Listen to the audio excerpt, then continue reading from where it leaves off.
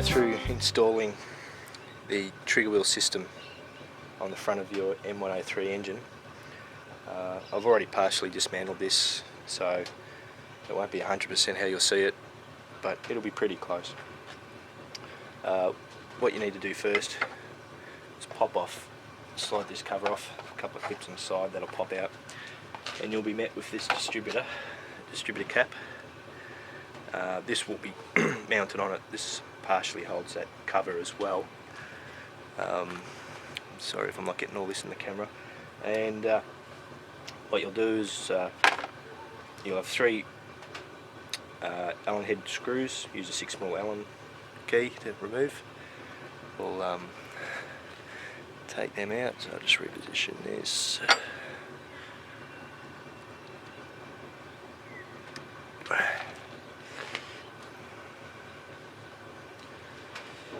I said, I've already partially dismantled it, so you'll take that off. Then you'll be met with a rotor button on here. You'll take that off. It'll be 3mm Allen key hex headed screws holding the rotor button on. Then once you've got that off, in the centre of here you'll have a Torx head screw. It's a T30 Torx head. Some engines might have an Allen key head here, but most of the 103s I've worked on have had the Torx head screw. So you'll need to get yourself a Torx head type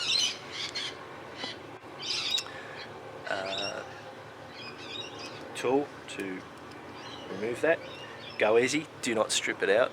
If you strip that out, you just create a lot of work for yourself, so just go easy on that. It will come loose. You'll only need to use a 1/4" drive ratchet for it. Once you've removed that bolt from the centre of this part, pull that out. Take note that there is a notch and there is a pin inside there that it lines up with. So when you put that back in, make sure you turn it around and it drops in like that. So once you've got this out, you'll then take this yellow disc out and discard it. All of the old ignition components are no longer used.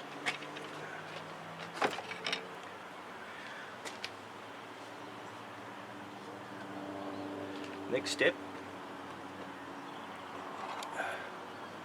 is in the kit you'll get 3 of these 0.8mm thick washers, and with the trigger wheel it only goes on one way. Make sure you get that right. The holes are countersunk on one side, and that's the side it should be facing forward. So on the back side where it's not countersunk, where the holes are not countersunk, place your washers.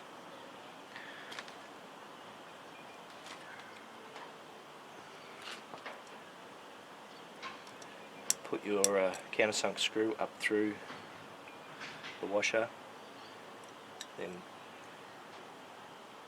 put the rotor button mounting boss on top there and just put that in a couple of turns.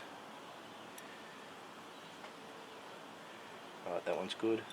And just work your way around putting all 3 washers in. You need to put all 3 washers in so the trigger wheel spins true.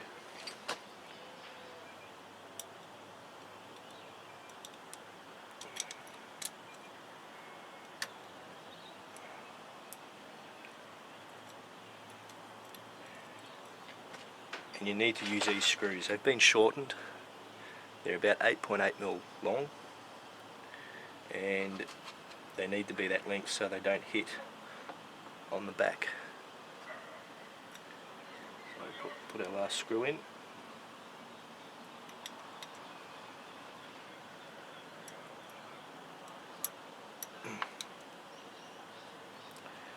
Okay, so all 3 of those screws are in. So we'll tighten up our screws, a 3mm Allen key. Being countersunk, they will self-centre.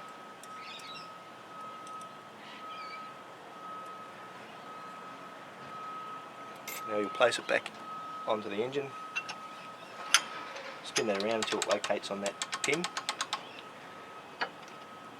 put your centre bolt back in.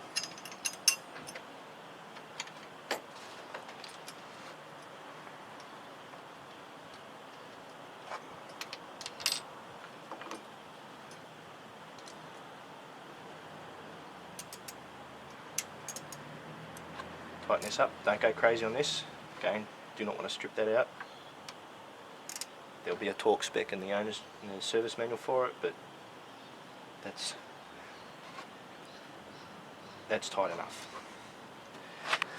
Next step is you'll put your front plate on, which is where your sensor mounts to the front of this.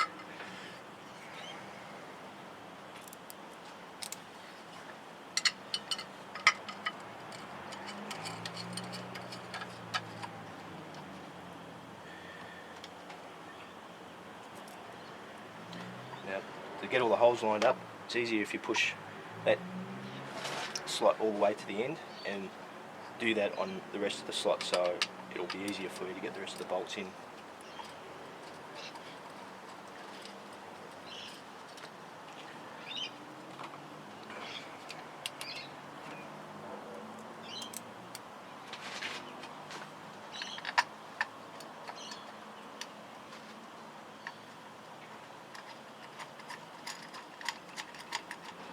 Once you've got them all screwed in, don't tighten them yet, just move the plate around till you centre the plate, the slot on the bolt. That should get you very close to 10 degrees advance.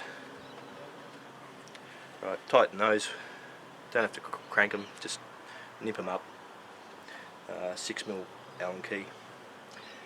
Then you'll get your crank angle sensor, push that in.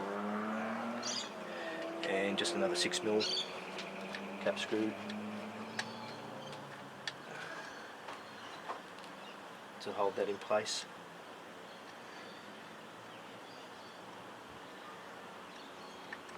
And that is pretty much it. The other end you'll wire up to the ECU of your choice, Mega Squirt. Any system it uses a 36-1 trigger wheel. 36-1 is a Ford EDIS ignition system, and if you set your software to 10 degrees advance, that should be very close to being right, and it should fire, it should start up if you've got all your settings correct. That's a variable reluctor sensor, and that's it. I recommend that you mount your coil pack as far away as you can from the crank angle sensor, just so it doesn't pick up any stray sparking from your high tension leads. So I recommend you mount the coil down towards the back of the motor somewhere, maybe on top of the rocker cover down the back, and that way you'll minimise any interference you might get from your ignition, your high energy spark. You can put this back on, it does slide over the top, and for all intents and purposes it looks like you've still got a stock looking engine, and that's it. Hope that helps with the install of this system.